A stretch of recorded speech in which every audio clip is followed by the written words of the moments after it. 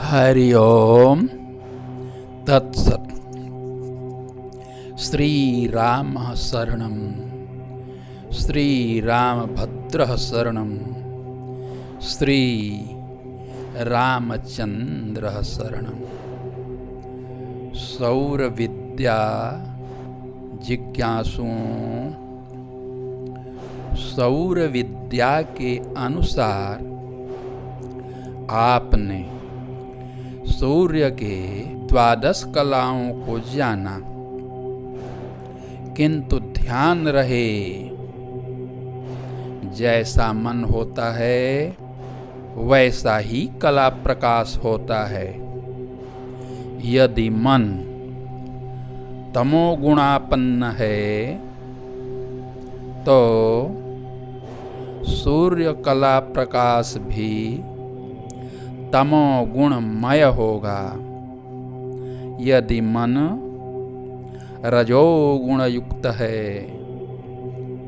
तो सूर्य कलाएं भी रजोगुण संपन्न हो जाएंगी।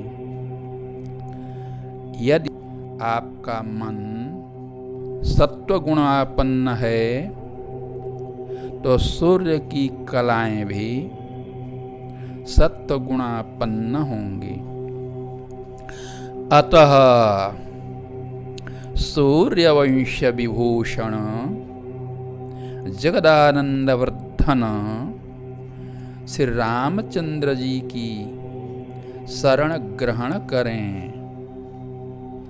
ध्यान रहे जिसका ध्यान किया जाता है उसी का गुण ध्याता में अवतरित होता है। प्रभु श्री राम सत्वगुण संपन्न हैं, मर्यादा पुरुषोत्तम हैं। रामोद्विर्नाभिभाषते, राम भगवान दो बातें कभी करते ही नहीं थे। वे तो साक्षात धर्म के विग्रह थे। रामो विग्रहवान धर्मः, और धर्म वही है जिसके द्वारा चराचर जगत का धारण हो। इसीलिए प्रभु का ध्यान करें। प्रभु श्री राम सूर्य वंश में अवतरित थे। क्योंकि सूर्य में 12 कलाएं हैं, इसीलिए प्रभु श्री राम ने उन 12 कलाओं को सत्वगुणापन्न करके व्यवहार के माध्यम से दिखाया था। प्रभु का ध्यान करने से सात्विक कलाओं का प्रकाश होगा। आप कहेंगे इसका क्या फल होगा? अरे, सूर्य चक्र के मध्य अष्टदलात्मक प्रकाशमय कमल दृष्टिगोचर होगा। तो आइए थोड़ा सा इसका अभ्यास करा दें, फिर आगे बढ़ेंगे। आपको बताया था सूर्य चक्र के एक एक स्थान में एक एक कलाओं के साथ वर्णों का विन्यास होता है। कम भम तपिन्यै नमः प्रथम स्थान में विन्यास करें। इसी प्रकार खम बम तापिन्यै नमः इसका विन्यास करें। गम फम धूम्रायै नमः, घम पम मरीच्यै नमः, गम नम ज्वालिन्यै नमः, चम धम रुच्यै नमः, छम दम सुषुम्नायै नमः, जम थम भोगदायै नमः, झम तम विश्वायै नमः, यम णम बोधिन्यै नमः, टम ढम धारिण्यै नमः, ठम डम क्षमायै नमः। अब देखिए, ये 12 कलाएं वर्णों सहित कलाओं का नाम लेकर आपके स्थान विशेषों में विन्यास करने के लिए कहा गया। सत्वगुण से संपन्न होने पर इसके ऊपर प्रकाशमय अष्टदलात्मक पद्म विकसित होगा।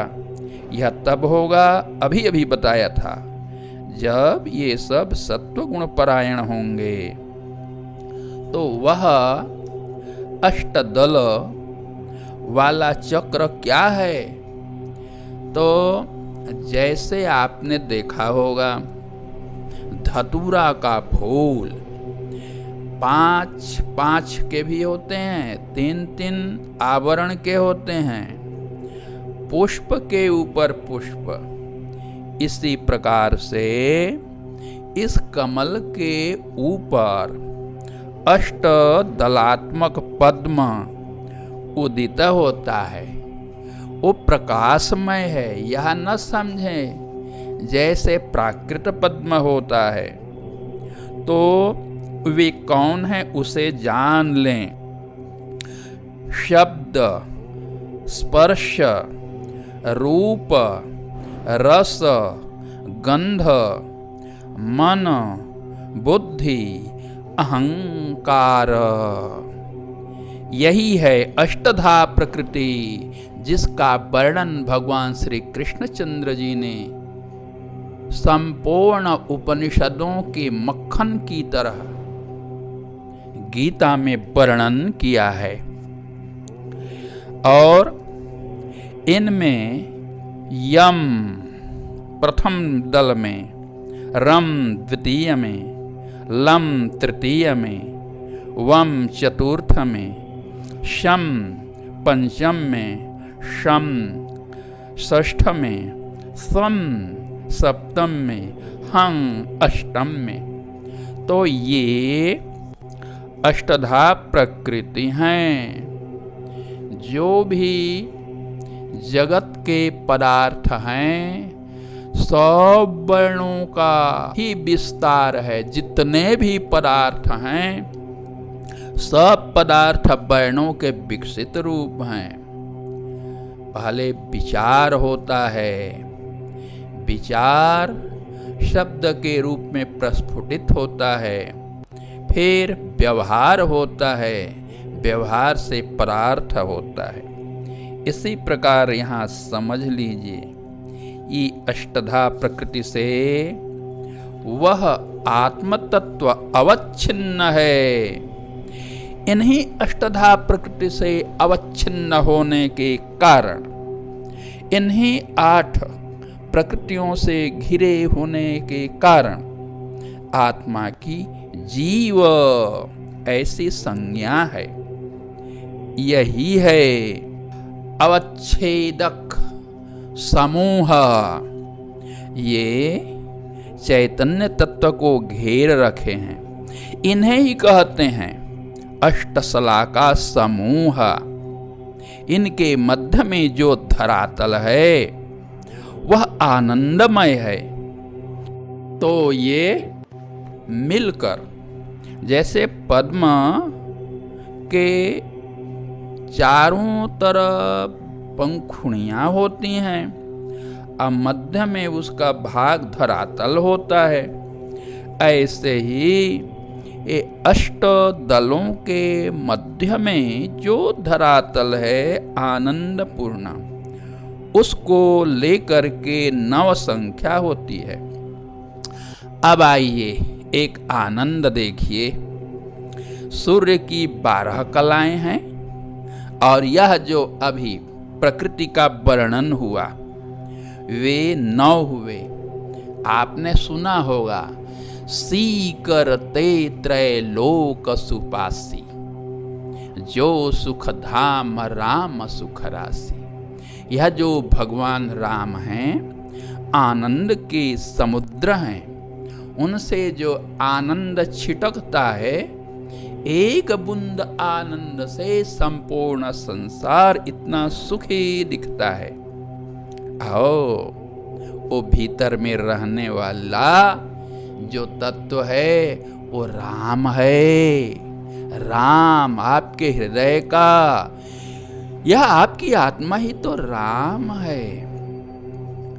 मैं आपको थोड़ा सा विषयांतर में ले चलता हूं। एक बार 2 नास्तिक आए और वो जा रहे थे, तो इसी बीच एक हरवाहा किसान मिला। यह हरियाणा की बात है। तो इन दोनों ने उससे कहा नमस्ते जी। तो उन्होंने कहा राम राम भाई। तो ये दोनों बिगड़ गए। नास्तिक तो नास्तिक ठहरे, कहने लगे ए सुन, मैंने तेरे को नमस्ते कहा तो तुम्हारे हमारे बीच में ये राम का क्या काम।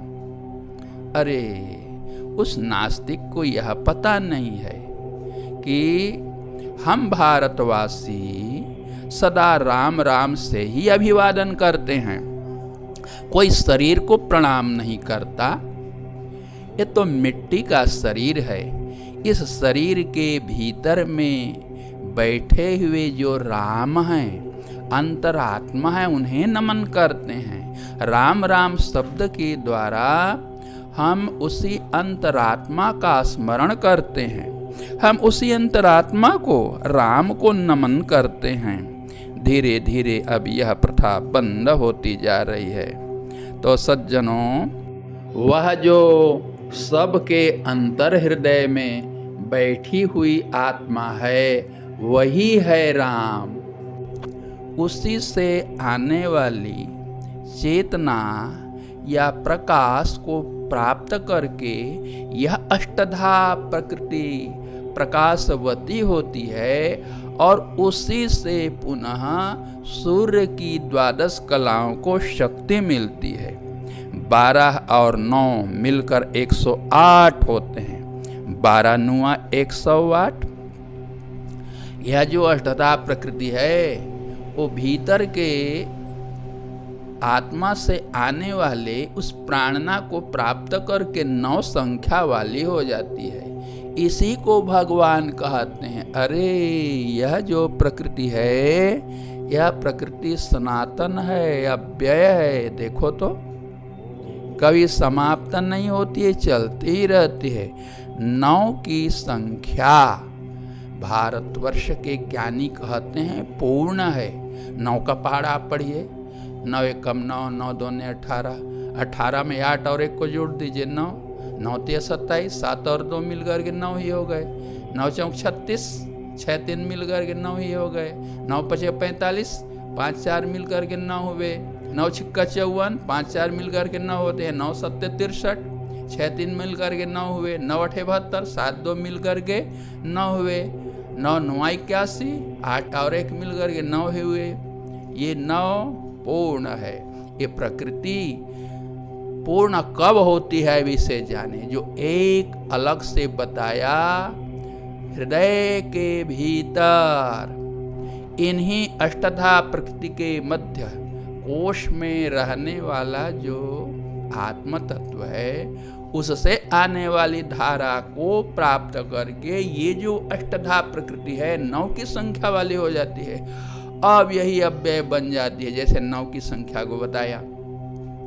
आप ये देखिए पूरा ब्रह्मांड सूर्य नारायण की 12 कलाएं हैं। वे एक एक कलाएं एक एक मास का निर्माण करती हैं। सौर मंडल 12 भागों में विभक्त है और इसी को याद दिलाने के लिए महीना 12 होते हैं और हमारे देश में हर वस्तु 12-12 पर गिनी जाती थी। पहले दर्जन होता था, दर्जन, 1 दर्जन केला दे दीजिए, 1 दर्जन कलम दे दीजिए। अब धीरे धीरे सब प्रथा नष्ट होती जा रही है और आप लोग उस प्रथा का पुनः आवर्तन करें।